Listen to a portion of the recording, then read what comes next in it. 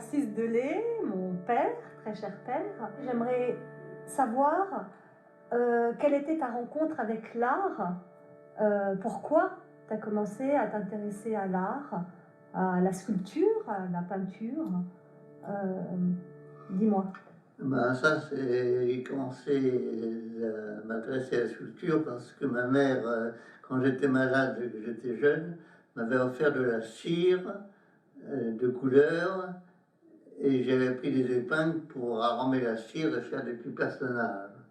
Et au moment du lycée, au moment de choisir ma voie, j'étais attiré par les sciences physiques, pour lequel j'avais des intuitions spéciales, mais la physique qu'on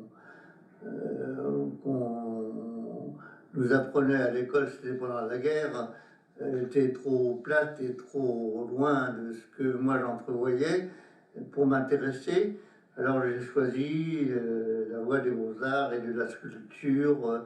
J'ai travaillé avec énergie, mais parce que j'étais intéressé par l'absolu de l'art.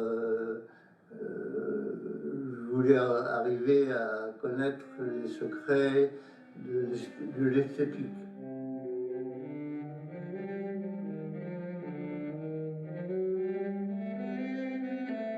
Dans mes recherches de sculpture, j'ai effectivement été influencé par les sculptures de Monsieur Laurence, qui sont exposées encore dans un musée. Et un jour, j'ai été le voir pour lui montrer quelques-unes de mes peintures de son style. Et quand il m'a reçu, il y avait Chagall qui était avec lui, qui a regardé mes peintures, mes sculptures, et qui finalement on a fait un croquis qui a été édité dans la Gazette de Lausanne quelques temps après. Ce que je recherchais, c'était dans le fond toujours ce que j'ai recherché même après, c'était les secrets de l'esthétique de la peinture en relief. Enfin, l'esthétique enfin, du relief dans la peinture classique. C'est ça qui me passionnait énormément. Un jour, après un voyage à Rome, je suis revenu à l'école des Beaux-Arts et j'ai été voir le Louvre. Et brusquement, devant la Vierge au lapin du Titien, j'ai vu toutes les traits de peinture du pinceau du maître que j'adorais, Titien, là, avec les fautes grossières, les hésitations, tout ça. Et brusquement, quand j'ai vu ça, l'adoration que j'avais pour la peinture classique s'est effondrée d'un coup et je me suis trouvé complètement déboussolé.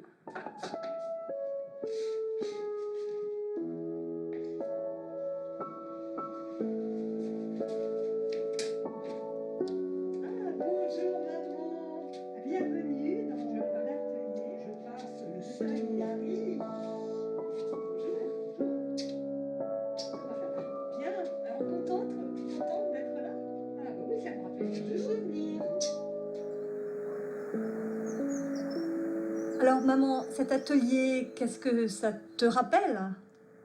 Eh bien, le premier rendez-vous avec ton père, qui travaillait ici, et avec sa maman d'ailleurs aussi, qui faisait des peintures plastiques, avec des fibres plastiques. Cet atelier-là a été acheté par mon père à un vieux sculpteur qui était ravi de rencontrer un jeune sculpteur en herbe comme moi. Et il a été racheté par mon père pour moi, sous l'égide de ma mère. Et j'ai commencé la sculpture même étant étudiant à l'école des Beaux-Arts. Puis petit à petit, je me suis intégré, j'y ai vécu comme étudiant plus libre. J'y ai fait pas mal de travaux de dessin, surtout de dessin et de commencement de peinture, jusqu'au jour où ça a brûlé complètement et tout était détruit systématiquement par le feu.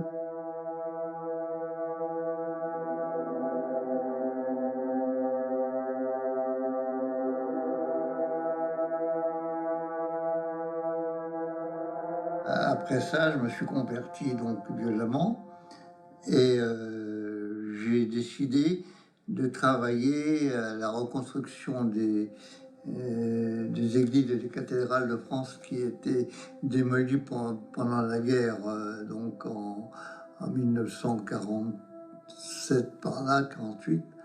J'ai travaillé à pas mal d'églises et de cathédrales à Paris, dans toutes les villes de France, à faire des crochets, etc.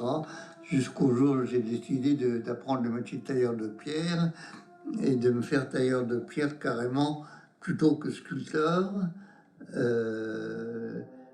Et là, j'ai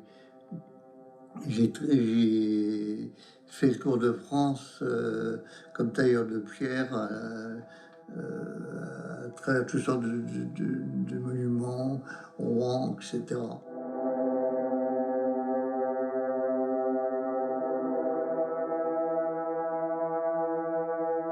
J'ai commencé à retravailler la peinture à la suite d'une maladie de ma femme,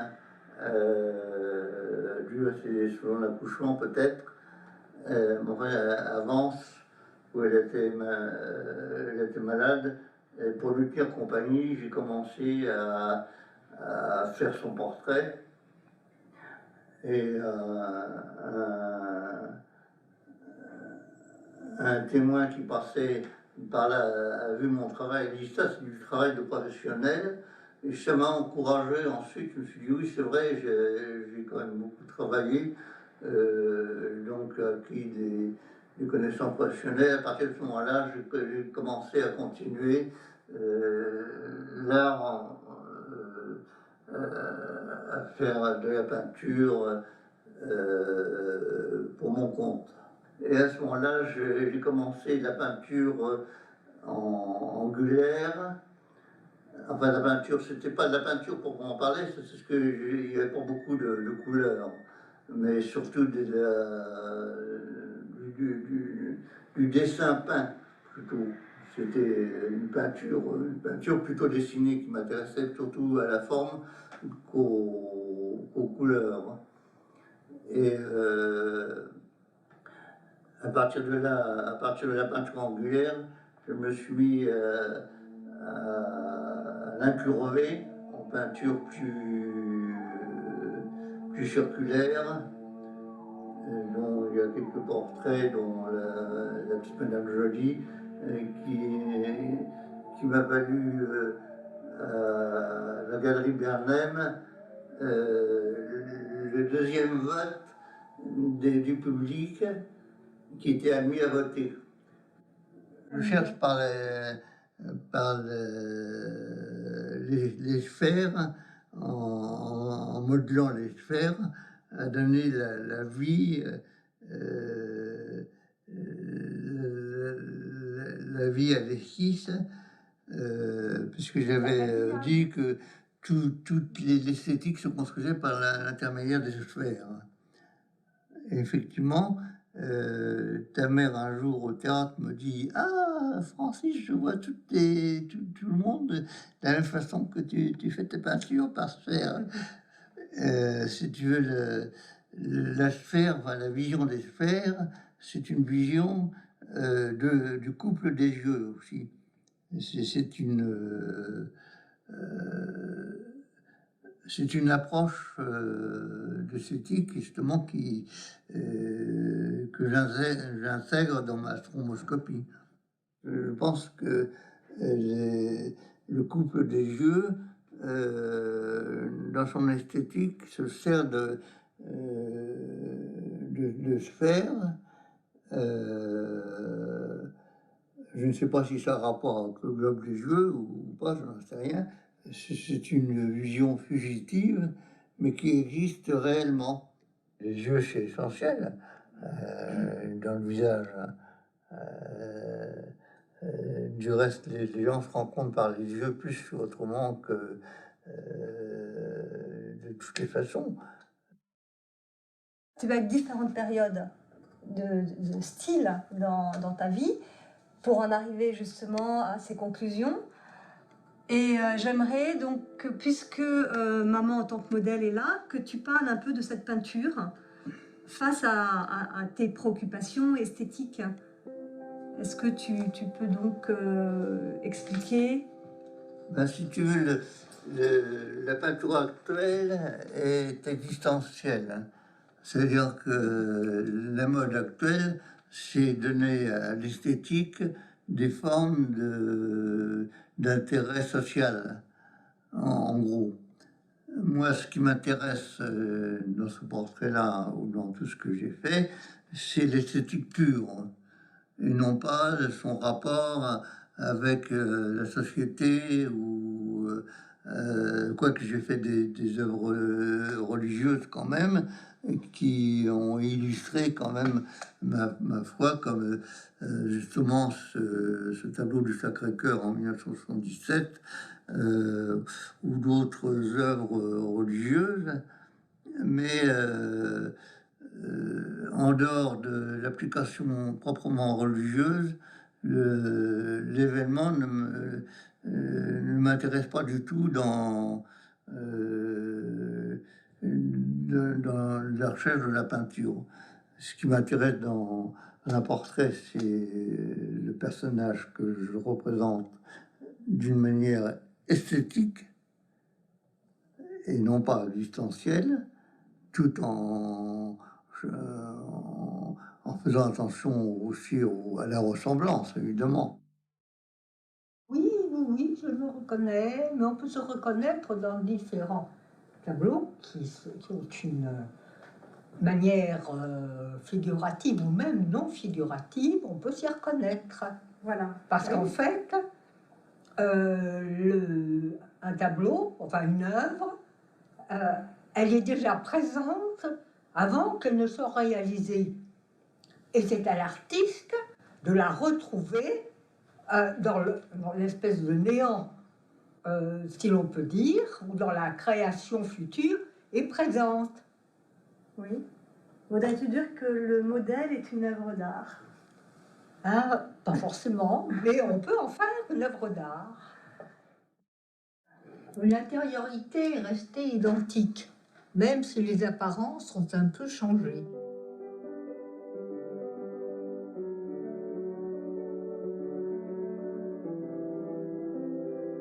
Tu as travaillé beaucoup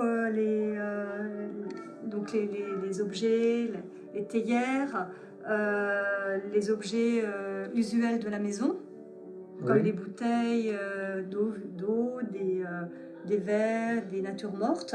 Mais aussi, tu as travaillé sur des thématiques, sur des scènes plus larges qui racontent une histoire.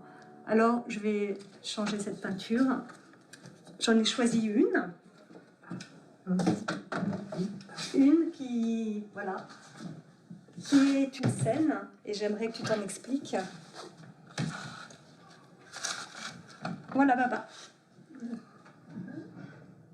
Et ça, c'est la Chandeleur, que j'ai fait pousser donc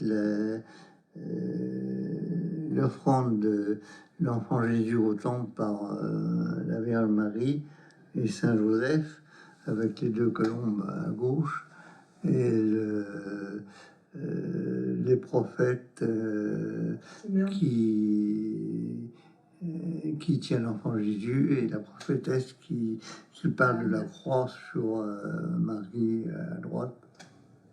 Voilà, et Et c'est... puis alors là, toujours le même thème. Alors, deux petits enfants qui font sauter des crêpes sur un feu, comme on le fait à Chandeleur en France, tout au moins en France. Je ne sais pas si on le fait dans d'autres pays. Alors maintenant, on va aller un peu plus violemment dans cette évolution de ton travail. J'ai trouvé une toile qui est sur la même thématique, qui est une scène. Et là aussi, pourrais-tu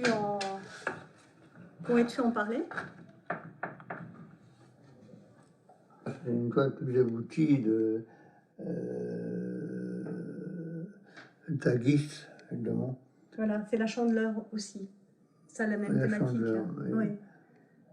Alors les compositions ne sont pas tout à fait les mêmes, mais voilà, qu'est-ce que le tagisme? Est-ce que tu peux expliquer de manière picturale cette recherche et le travail, comment tu as pu trouver ces formes, voilà, t'expliquer par rapport à tout ça. Le taguisme, c'est-à-dire l'intuition qui pousse les taggers à mettre des formes sur les murs des métros, etc. Ben, c'est la même façon. Chaque forme a ses un tag qui a une couleur propre, une forme propre, mais qui est dirigé quand même par un ensemble de volontés de représenter un sujet, et toujours dans l'esthétique du relief. Voilà.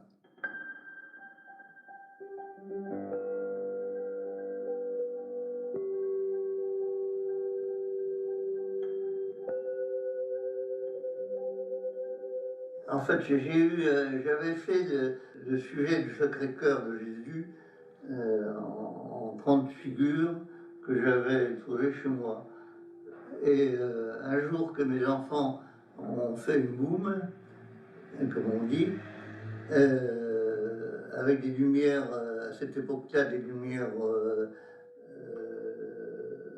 alternatives, chaudes et froides, ils m'ont dit à la fin de leur boum, le lendemain, qu'ils avaient vu le cœur du Sacré-Cœur que j'avais fait en peinture déjà taguiste, si on veut,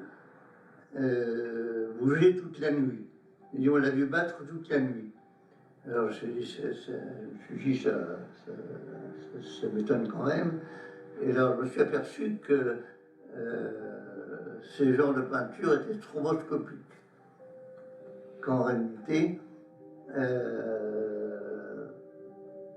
l'alternance de projecteurs de lumière chaude et froide faisait vivre la peinture, la faisait bouger, et notamment le cœur du Christ dans le Sacré-Cœur que j'avais fait, mais également je me suis aperçu dans d'autres peintures. Du coup, j'ai appelé ces peintures stromboscopistes pour ne pas mettre stroboscopique, mais stromboscopique.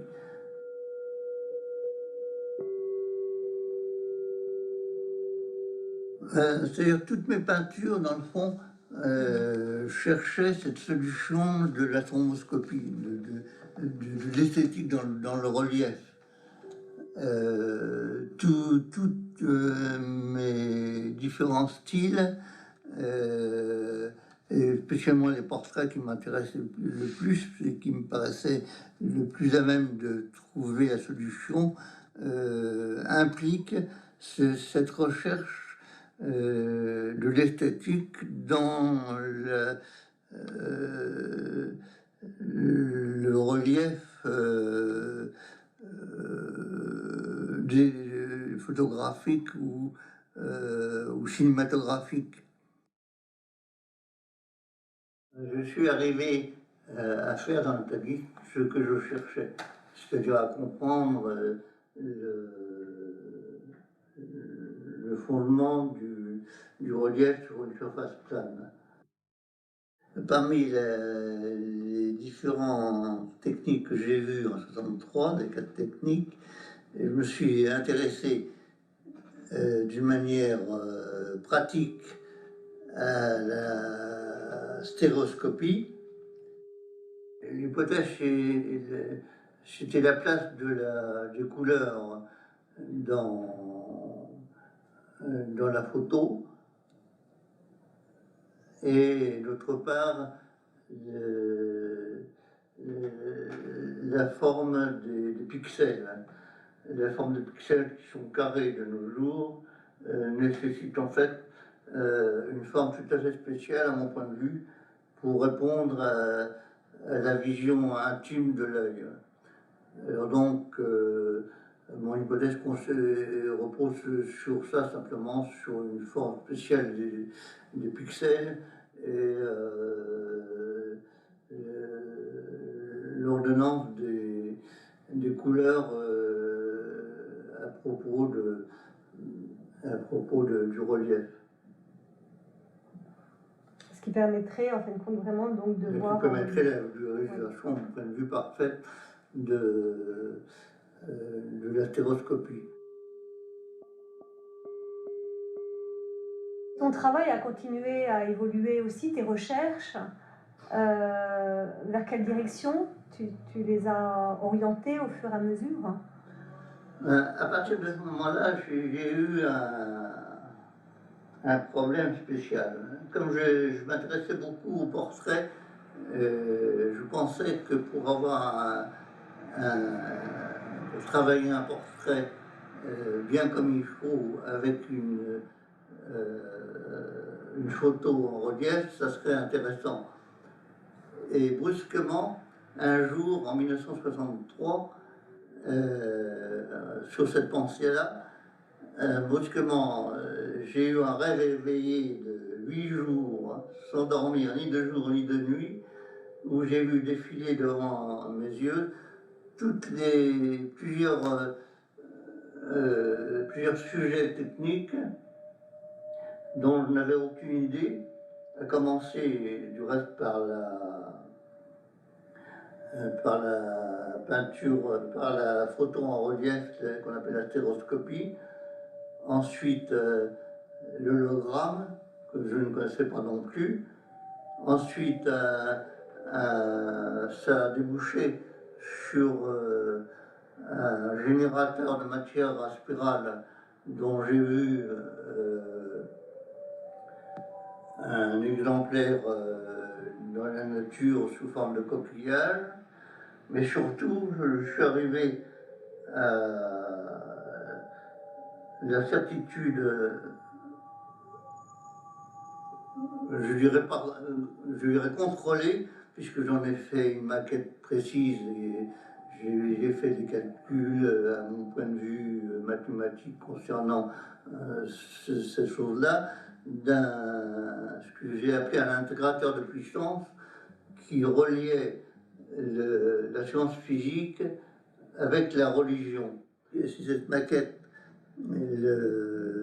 la structure de cette maquette que j'ai représentée, la tête que je m'en suis souvenu. Et ça représente en haut, on a la décomposition de la lumière, avec un bras d'une distance précise, et un piège à particules, si on peut dire, qui reprend des particules pour recomposer, refusionner la lumière, et avec les ions, puisque c'est un moteur à ion, paraît-il, donner une puissance énergétique extraordinaire, qui dépasse tout ce qu'on peut imaginer. À partir de ce moment-là, ça m'a posé un problème moral énorme, et je me suis dit, si les sciences s'assimilent à la religion, quelle est la place de Jésus-Christ universellement? Quel est, si tu veux, le messianisme universelle de Jésus-Christ, puisque l'art et la, enfin l'art, la science et la religion ne faisaient plus qu'un.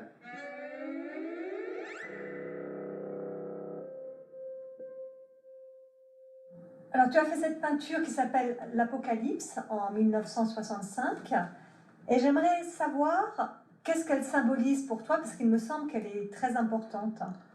Elle représente, si tu veux, le fond de ma vision de 63 concernant l'intégrateur de puissance et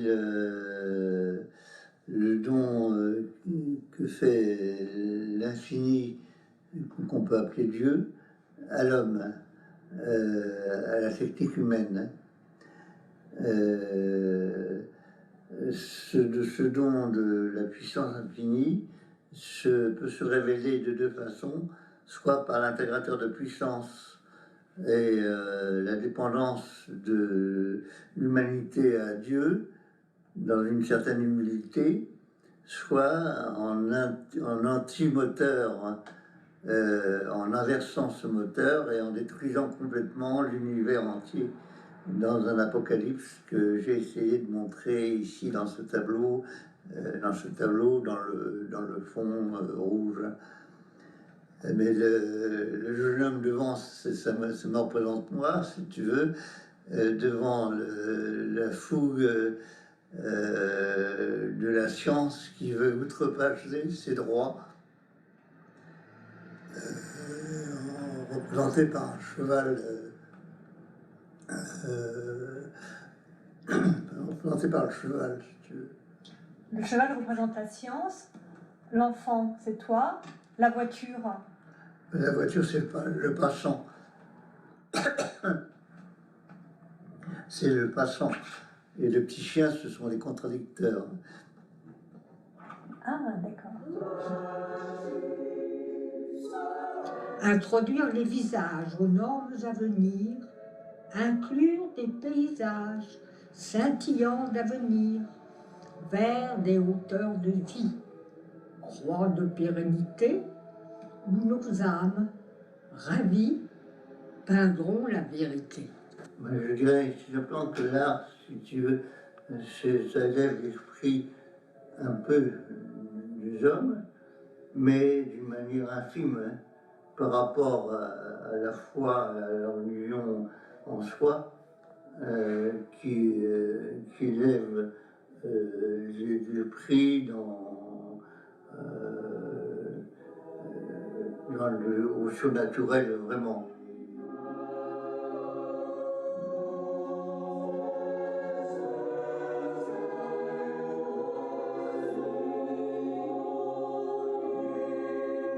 La vraie beauté de ce monde, c'est la beauté de la souffrance. Ça paraît idiot, parce que tout le monde fuit la souffrance, mais en fait, la souffrance, quand elle est acceptée pour Dieu, quand elle est acceptée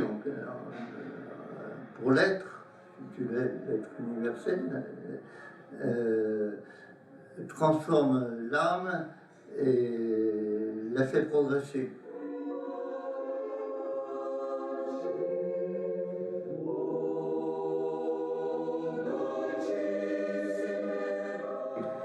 La beauté éternelle, c'est celle des mystiques, par exemple, c'est celle des mystiques qui ont vu la beauté du Christ au ciel, enfin, surnaturellement, si tu veux.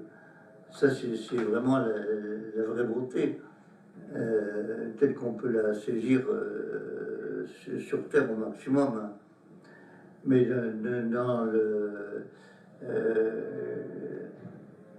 dans l'art, tu saisis, comment dirais-je, une courte représentation de cette beauté.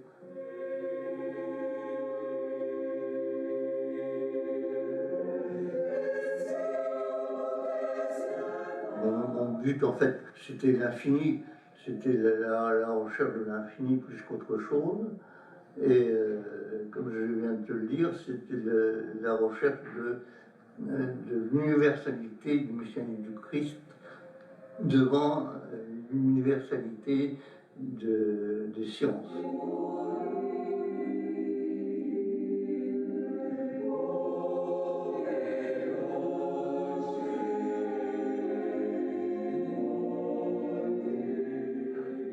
Moi, je suis arrivé à faire ce que je voulais. Maintenant, que ce soit du grand art ou pas, j'en sais rien. Hein. Je sais pas.